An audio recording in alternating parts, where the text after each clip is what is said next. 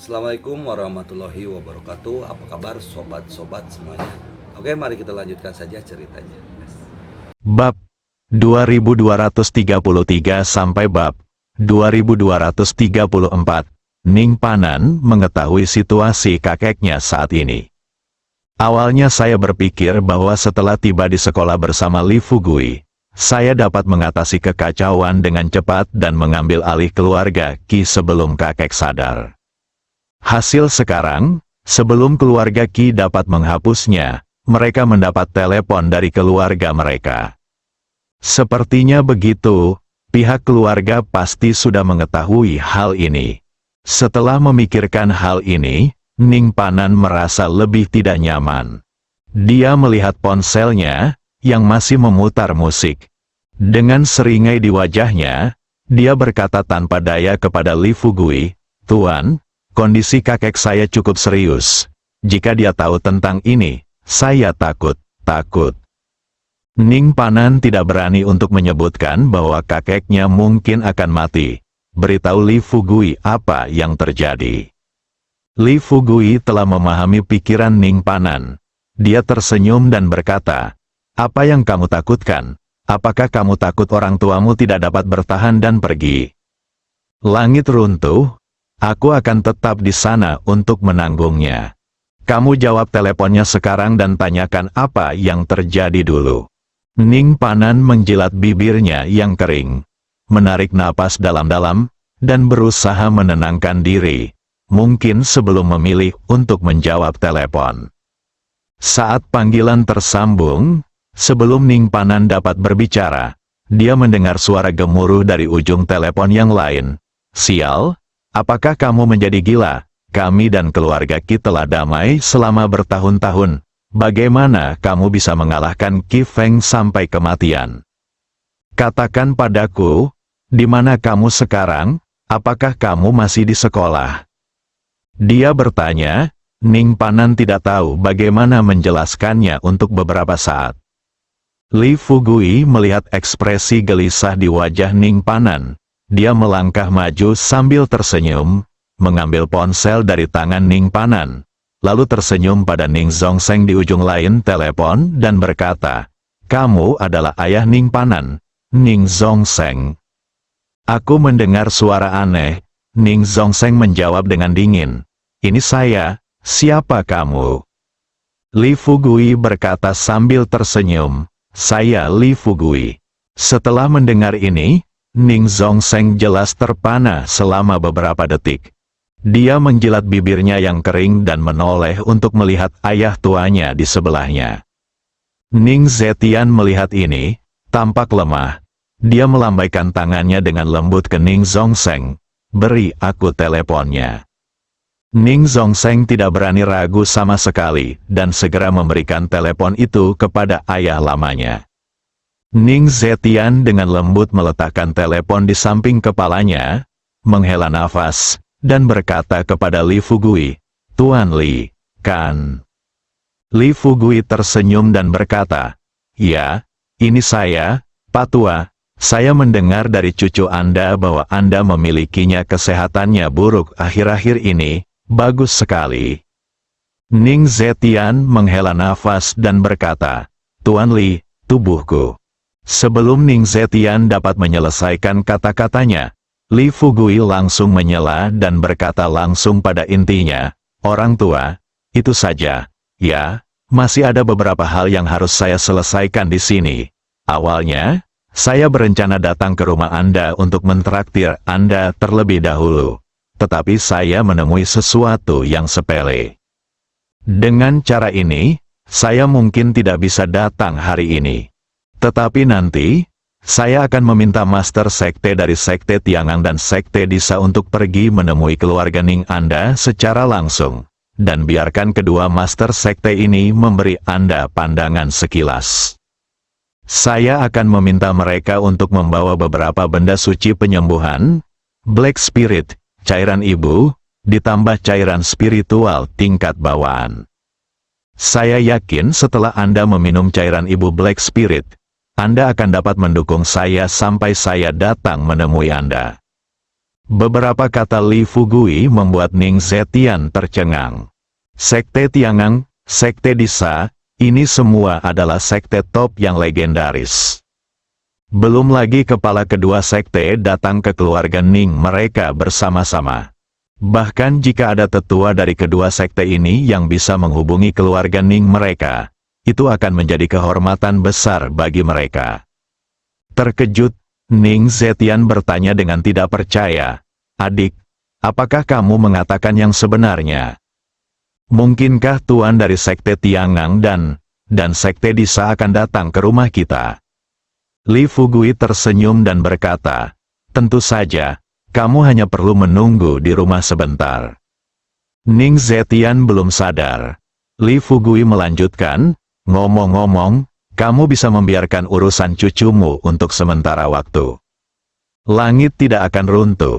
Meskipun Li Fugui berbicara dengan suara rendah, nadanya penuh percaya diri. Ning Zetian menghirup udara dingin. Dia telah bertemu banyak orang dalam hidupnya, tetapi dia belum pernah bertemu dengan pemuda yang begitu percaya diri seperti Li Fugui. Pikirkan sejenak, Ning Zetian bertanya dengan bingung, "Adik laki-laki, siapa kamu? Juga, tahukah kamu seberapa kuat keluarga Qi? Juga, sejauh yang saya tahu, keluarga Qi kini telah pergi ke keluarga Jiao." Tentang menggabungkan kekuatan antara dua keluarga ini. Ini sama seperti sebelumnya, Ning Zetian juga berencana memberitahu Li Fugui tentang situasi mereka. Tetapi ketika Li Fugui mendengar ini, dia tersenyum terus terang dan berkata kepada Ning Zetian, "Orang tua, izinkan saya bertanya kepada Anda. Menurut Anda, apakah keluarga Xiao Qi dan keluarga Jiao bersama-sama bisa lebih kuat daripada Sekte Tiangang dan Sekte Disa?" Kata-kata itu jatuh pada tempatnya. Ning Zetian benar-benar terdiam. Dalam hatinya, rasa penasarannya terhadap Li Fugui semakin kuat. Dan Li Fugui tidak ada lagi omong kosong dengan Ning Zetian. Dia hanya tersenyum dan berkata, "Oke, ada yang harus saya lakukan di sini, tutup telepon dulu." Setelah mengatakan ini, Li Fugui menutup telepon. Ning Panan mendekati Li Fugui dengan cemas dan bertanya, "Tuan, apakah ini?" "Oke." Li Fugui mengeluarkan ponselnya dan menelepon Chang Qiong. "Ada apa dengan ini?" "Oh, telepon adikmu sekarang dan minta dia meluangkan waktu untuk mengirim Chang Qiong dan Ibu Pertiwi ke keluarga Ningmu." Ning Panan menatap Li Fugui dengan tatapan kosong, merasa sedikit kewalahan karena momen. Li Fugui tersenyum santai. Ketika Chang Qiong baru saja menjawab telepon, dia berkata kepadanya dengan terus terang, "Saudara Chang Qiong, bawalah cairan ibu roh hitam dan cairan spiritual bersamamu nanti dan pergi ke keluarga Ning bersama Ibu Pertiwi. Sedang tidak enak badan? Oke. Seperti yang Anda tahu, saya sedang berurusan dengan sesuatu dengan Ning Panan sekarang, yang mungkin membuat orang tua itu kesal. Setelah Anda pergi, beri dia perawatan medis. Buat saja yakin orang tua itu bertahan sampai besok."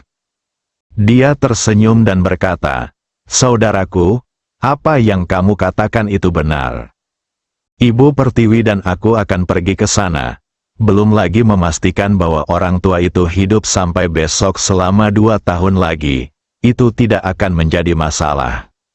Li Fugui tertawa dan mengumpat dengan santai, "Aku bilang kamu, Pak Tua, sudah lama bersamaku. Kenapa kamu sudah belajar cara menyombongkan diri sekarang?" Chang Qiong terkekeh dan berkata, "Saya tidak membual, kuncinya adalah saya tidak bisa menyembuhkan penyakit. Tapi Ibu Pertiwi bisa. Tahukah Anda, selain berlatih kungfu keabadian, keterampilan medis Sekte Disa juga tak tertandingi dalam hal ini dunia." Dia bertukar salam dengan Chang Qiong. Setelah Li Fugui memberikan beberapa instruksi singkat, dia menutup telepon. Pada saat yang sama, Ning Panan yang tertegun beberapa detik pun memanggil adiknya Ning Dingdang. Setelah menceritakan semua yang dikatakan Li Fugui padanya kepada adiknya, Ning Dingdang bertanya dengan cemas, "Saudaraku, apakah ini berhasil?" Ning Panan tidak tahu apakah metode Li Fugui berhasil atau tidak. Ia berpikir dalam hati, ketika keadaan sudah berkembang sampai pada titik ini, siapa yang tega peduli apakah ini akan berhasil atau tidak? Mari kita perlakukan kuda mati itu dulu sebagai dokter kuda yang hidup. Jika Anda menang pada akhirnya, semuanya akan baik-baik saja. Namun jika Anda kalah, Kuan berpikir bahwa dia datang ke dunia ini tanpa imbalan apapun dalam hidupnya. Sambil berpikir seperti ini dalam benaknya, Ning Panan berkata terus terang kepada Ning Dingdang, "Dingdang, percayalah, ini pasti akan berhasil. Kamu harus membawa Chang Qiong dan Ibu Pertiwi ke sana secepatnya. Tuanku baru saja menelepon Chang Qiong Sekte Master." Ning Dingdang merasa tidak nyaman. Tapi saya memikirkan tubuh kakek. Dia hanya bisa mengikuti instruksi Ning Panan, bangkit dan bergegas menuju rumahnya bersama Chang Qiong dan Ibu Pertiwi. Sekolah, di kantor Sun Guangmao, Li Fugui mengetahui dari Ning Zetian bahwa keluarga Qi pergi mencari keluarga Jiao. Setelah dia meletakkan ponselnya, dia menatap Qi Huang yang terbaring di tanah sambil tersenyum dan bertanya, "Qi Huang, saya tidak menyangka keluarga Qi Anda masih berencana untuk melawan, bukan?" Tidak tahu apa yang terjadi di rumah, dia berpikir. Setelah dia menelepon ayahnya, ayahnya pasti akan segera mengirim seseorang ke sana. Bahkan jika dia tidak membawa kakeknya ke sekolah, setidaknya dia akan datang, bukan? Tapi sekarang, dilihat dari perkataan Li Fugui, keluarga Qi tidak mengirim siapapun sama sekali, tetapi mencari bantuan dari luar. Pikirkan ini, mata Qi Huang menunjukkan ekspresi putus asa. Dia menjilat bibirnya yang kering. Melihat Li Fugui, dia bertanya dengan suara rendah, "Apa yang telah dilakukan keluarga saya?"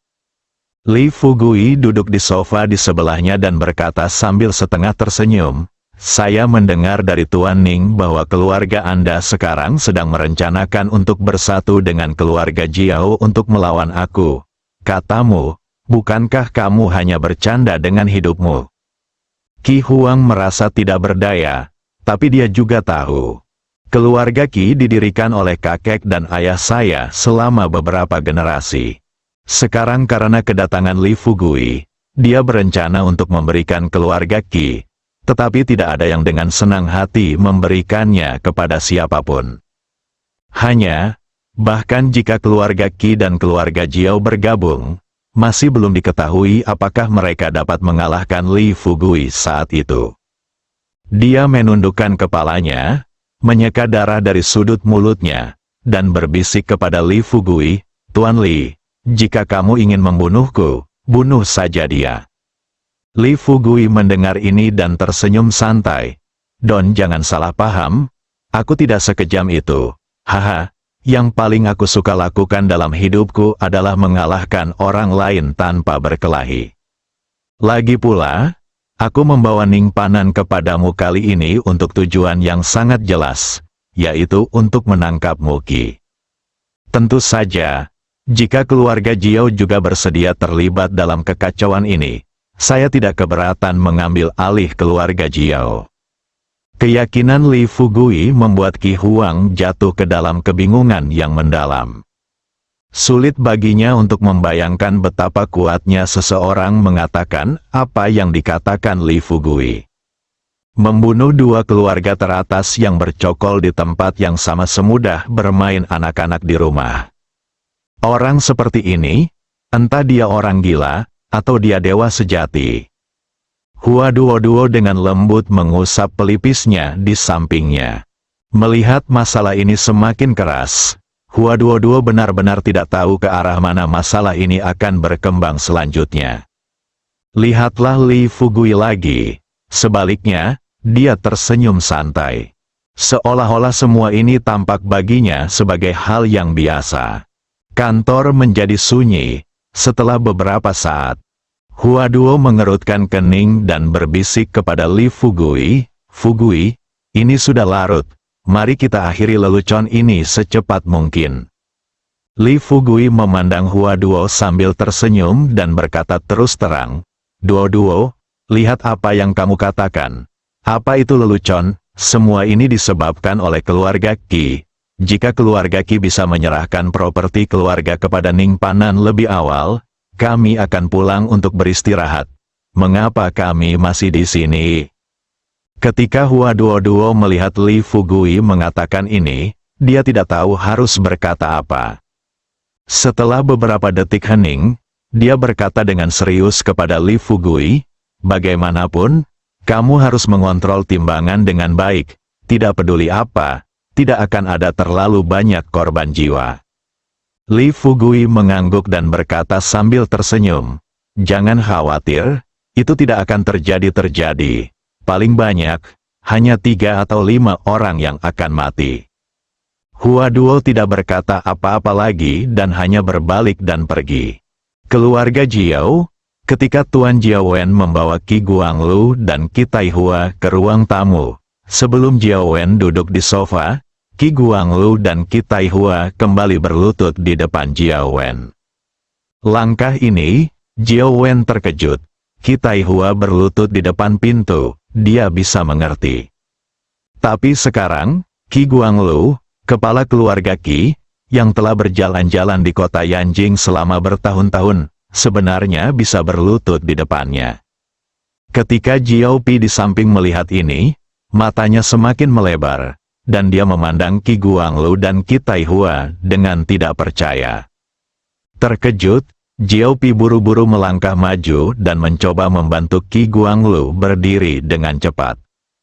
Meskipun mereka sangat membenci keluarga Qi, kemarahan di hati mereka telah dilemahkan oleh fakta bahwa Qi Taihua baru saja berlutut di depan pintu keluarga Jiao dan meminta pengampunan mereka.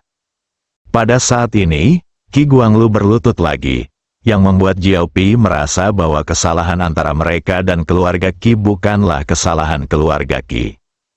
Pikirkan tentang hari-hari itu, jika mereka bisa dengan tulus rukun dengan keluarga Jiao dan tidak berusaha merendahkan satu sama lain, mungkin apa yang terjadi selanjutnya tidak akan terjadi. Namun, Jiao Pi datang ke sisi Qi Guanglu dan mengulurkan tangannya. Sebelum jari-jarinya menyentuh lengan Qi Guanglu melambaikan tangannya dengan lembut, terbatuk ringan, dan menghela nafas kepada Jiao Pi, jangan bantu aku berdiri dulu. Melihat Jiao Wen, dia merasa sedikit bingung sejenak.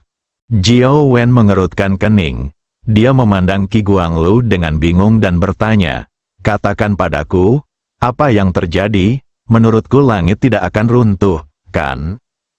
Qi Guanglu menarik napas dalam-dalam dan menenangkan dirinya sebanyak mungkin sebelum dia berbicara perlahan. Apa yang terjadi hari ini sudah menjadi bencana bagi keluarga Qi kita. Jiao Wen tidak berkata apa-apa. Dengarkan baik-baik Qi Guanglu yang berlutut dan menceritakan situasi spesifiknya. Apa yang tidak Anda ketahui adalah bahwa baru hari ini, cucu saya Qi Feng dibunuh di sekolah oleh Li Fugui dan Ning Panan, anak hilang dari keluarga Ning. Sekarang, mereka juga menyandera cucu tertua saya Qi Huang di sekolah. Sesuai keinginan Li Fugui, dia meminta kami untuk menyerahkan semua properti keluarga Qi kepada Ning Panan. Saudara Jiao, saya rasa Anda pernah mendengar nama Li Fugui, kan? Orang ini, yang wilayahnya berada di selatan Sungai Yangtze, kini telah datang ke kota Yanjing kami untuk menimbulkan masalah. Pada titik ini, Qi Guanglu tidak bisa menahan amarah di dalam hatinya dan tidak bisa menahan untuk tidak memuntahkan seteguk darah. Qi Taihua menangis. Dia berbalik dan meraih tangan ayahnya sambil menangis dan berkata, "Ayah, ini semua adalah anak-anak yang tidak kompeten. Jika saya memiliki kemampuan, bagaimana saya bisa menyaksikan ini terjadi?" Bersambung.